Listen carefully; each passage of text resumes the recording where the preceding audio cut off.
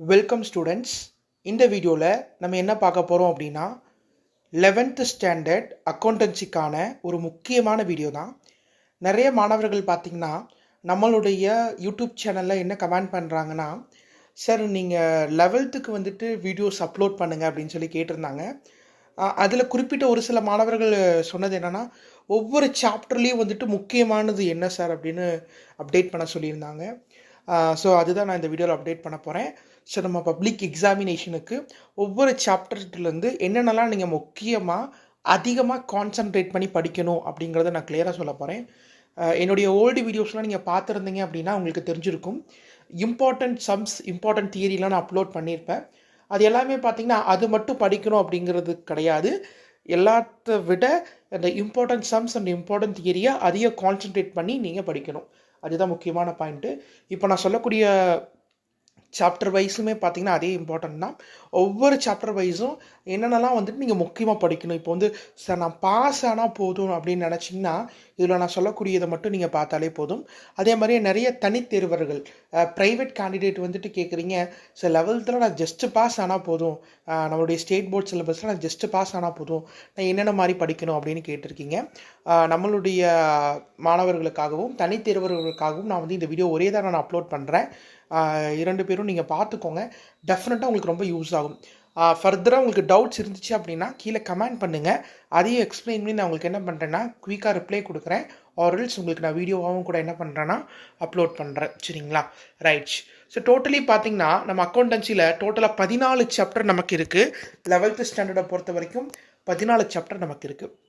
இந்த 14 சாப்டரில் நமக்கு 3 சாப்டர் பார்த்தீங்கன்னா ஃபுல் அண்ட் ஃபுல் ஒரு தியரி சாப்டராக நமக்கு வந்துடுது. அதாவது முதல் 2, அதே மாதிரியே லாஸ்ட் சாப்டர் 14வது சாப்டர். சரிங்களா? So introduction to accounting, framework of accounting, அப்புறம் வந்துட்டு இந்த கம்ப்யூட்டரைஸ்டு அக்கௌண்டிங். சரிங்களா? இந்த 3 சாப்டர் நமக்கு தியரி.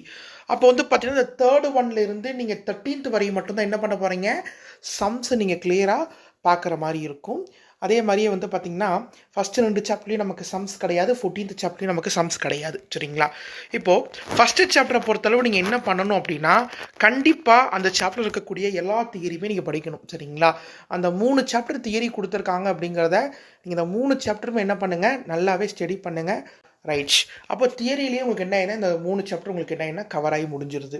அதுக்கப்புறம் பார்த்தீங்கன்னா 3rd சாப்டரில் புக் ஆஃப் பிரைம் என்ட்ரி அப்படின்னு ஸ்டார்ட் ஆகுது. அதில் வந்து பார்த்திங்கன்னா உங்களுக்கு தியரியுமே இருக்குது, ஆஸ் வெல் அஸ் சம்ஸுமே உங்களுக்கு இருக்குது. சம்ஸில் பார்த்தீங்கன்னா 2ஆக நீங்கள் பிரிக்கலாம். அதில் வந்து அக்கௌண்டிங் ஈக்குவேஷன் நமக்கு கொடுத்துருக்காங்க, அதேமாதிரி ஜேர்னல். தமிழ் மீடியத்தில் சொல்லணும் அப்படின்னா கணக்கியல் சமன்பாடும் குறிப்பேட்டு பதிவு அப்படிங்கிறது நமக்கு கொடுத்துருக்காங்க. அப்போ இந்த 2ம் தான் அதில் முக்கியம். சார் என்ன சார் அதுதான் இருக்குது, நீங்கள் அதுவே முக்கியம்னு சொல்கிறீங்க அப்படின்னா இந்த ஒரு 8 சாப்டர் நீங்கள் தெளிவாக படித்தாலே போதும்ப்பா, நீங்கள் மேக்ஸிமம் ஆஃப் மார்க்ஸை ஸ்கோர் பண்ண முடியும். பிகாஸ் ஃபஸ்ட்டு இருக்கக்கூடிய ஒரு 7-8 சாப்டர்ஸுமே எல்லாமே பேசிக் ஆஃப் அக்கௌண்டிங் தான். அது உங்களுக்கு தெரிஞ்சிருந்தால் மட்டும்தான் அடுத்த லெவல் நீங்கள் 12th ஹையர் ஸ்டடீஸ் எல்லாத்துக்குமே மூவ் ஆன் ஆக முடியும். அப்போது இந்த ஜேர்னல் லெசனில் முடிஞ்ச அளவுக்கு நீங்கள் என்ன பண்ணிடுங்கன்னா அக்கௌண்டிங் ஈக்குவேஷனையும் ஸ்டடி பண்ணிடுங்க, ஜேர்னலையும் நீங்கள் என்ன பண்ணிடுங்க, ஸ்டடி பண்ணிடுங்க. ஜேர்னல் ஒவ்வொரு இதுக்கும் என்ட்ரிஸ் எப்படி போடணுங்கிறத ப்ராப்பராக கோத்ரூ பண்ணிக்கோங்க. கூட்ஸ் வந்துட்டு வித்ட்ரா பண்ணியிருந்தால் என்ன மாதிரி பண்ணணும், இல்லை வந்து கேஷ் வித்ட்ரா பண்ணியிருந்தால் எப்படி போடணும், அது பர்சனல் யூஸ்க்கு எடுத்திருந்தால் என்ன மாதிரி பண்ணணுங்கிற மாதிரி ஜேர்னல்லாம் கரெக்டாக ரீகால் பண்ணிக்கோங்க, ஈஸியாக போட்டுடலாம். சரிங்களா? அடுத்து 4th ஒன் லெட்ஜர், பேரேடு அப்படின்னு சொல்லலாம்.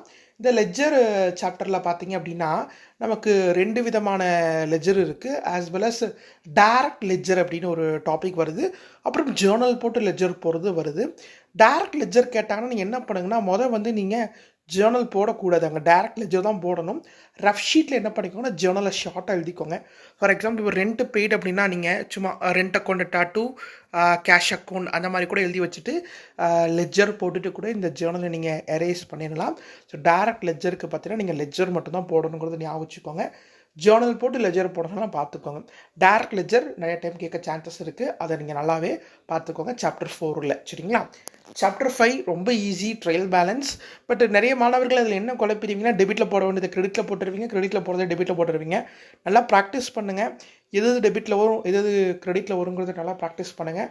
நான் ஆல்ரெடி உங்களுக்கு ஒரு ஷார்ட்கட்லாம் சொல்லி கொடுத்துருக்கேன். என்னுடைய ஓல்டு வீடியோஸ் நீங்கள் பாருங்கள், புரியல அப்படின்னாலும் கமெண்ட் பண்ணுங்கள், நான் உங்களுக்கு ரிப்ளை கொடுக்குறேன். சரிங்களா?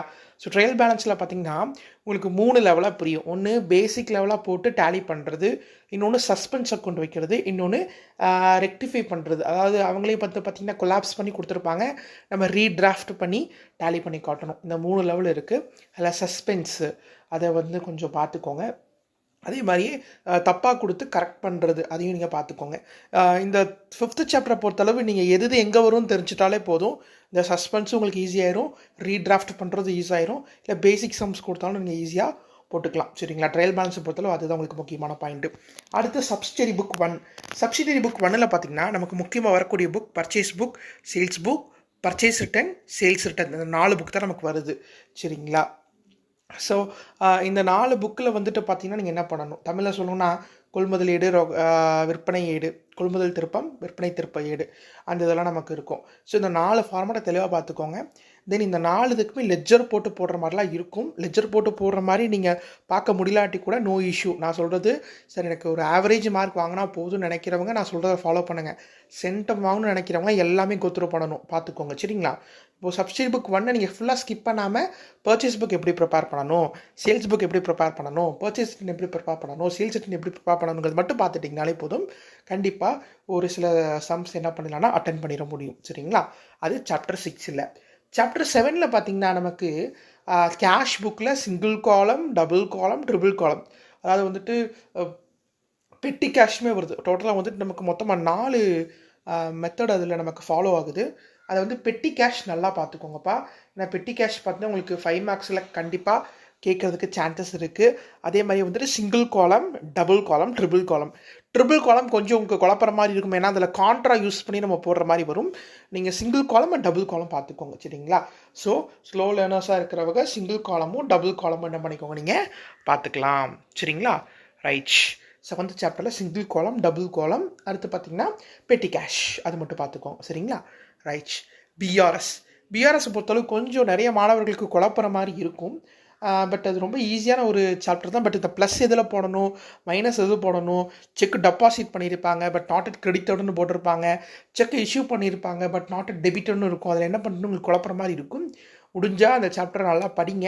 இல்லை அப்படின்னா ஃபார்மேட் கொடுத்துருப்பாங்க நமக்கு. சரிங்களா? சாப்டர் ஸ்டார்ட் பண்ணி ஒரு 5 to 6 பேஜஸ் கிடச்ச ஒரு ஃபார்மேட் இருக்கும். அந்த ஃபார்மேட்டை படிச்சுக்கோங்க. அதில் சம்ஸ் உங்களுக்கு கம்பல்சரி அட்டென்ட் பண்ணுற மாதிரி வந்தால் அட்டென்ட் பண்ணுங்கள். அதர்வைஸ் நீங்கள் என்ன பண்ணிக்கணும்னா ஆப்ஷன்ஸில் வரதுக்கு ட்ரை பண்ணுங்கள். பட் ஃபார்மேட்ஸை நீங்கள் கரெக்டாக படிச்சுட்டு சம்ஸ் ஒர்க் அவுட் பண்ணாலுமே 8th சாப்டர் ஒரு ஈஸியான சாப்டர் தான். பட் நிறைய மாணவர்கள் ஃபீல் பண்ணுறது எனக்கு இந்த 8th சாப்டரில் மார்க்கே வரமாட்டேங்குது அப்படின்ற மாதிரி சொல்கிறீங்க. அது மட்டும் செக் பண்ணிக்கோங்க. சரிங்களா? Then rectification of errors.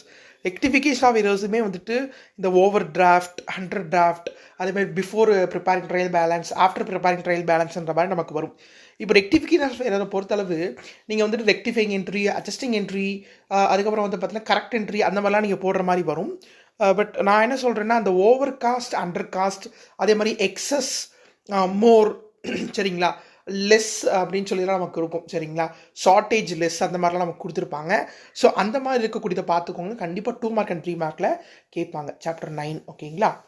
அதே மாதிரி டெப்ரிஷியேஷனை பொறுத்தளவு நீங்கள் பார்க்கக்கூடிய பாயிண்ட் அப்படின்னு பார்த்தீங்கன்னா கண்டிப்பாக நீங்கள் அது இந்த சாப்டர் முக்கியத்துவம் கொடுத்து தான் ஆகணும்.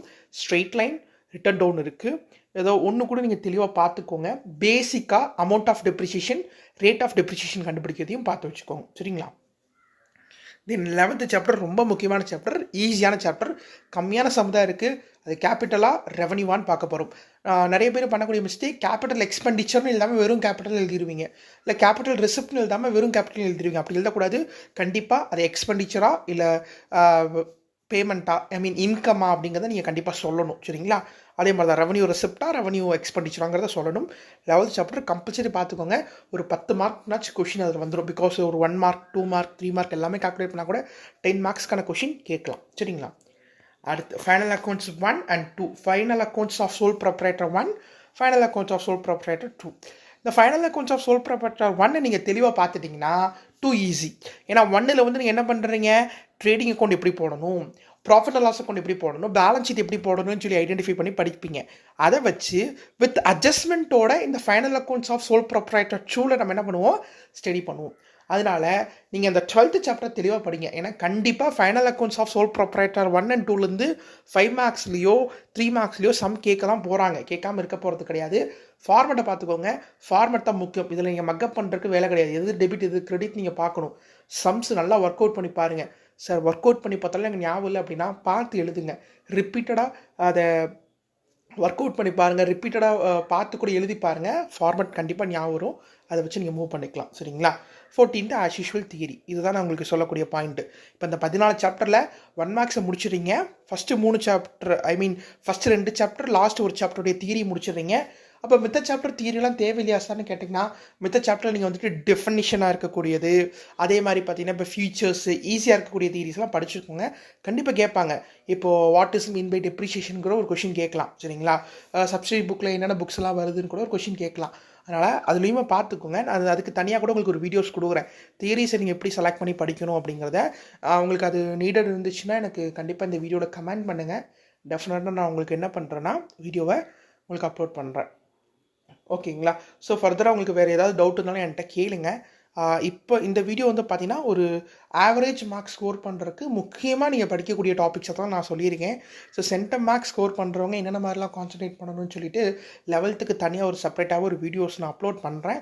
உங்களுக்கு வேறு என்ன மாதிரி வீடியோஸ் நீடடாக இருக்குதுன்னு நினைக்கிறீங்களோ அதை கண்டிப்பாக கமெண்ட் பண்ணுங்கள். அது ரிலேட்டடாக அப்கமிங் வீடியோஸில் நான் உங்களை மீட் பண்ணுறேன். இந்த வீடியோவை உங்கள் ஃப்ரெண்ட்ஸுக்கும் ஷேர் பண்ணுங்கள். அவங்களும் பார்த்து பயன்பெறட்டும். நன்றி.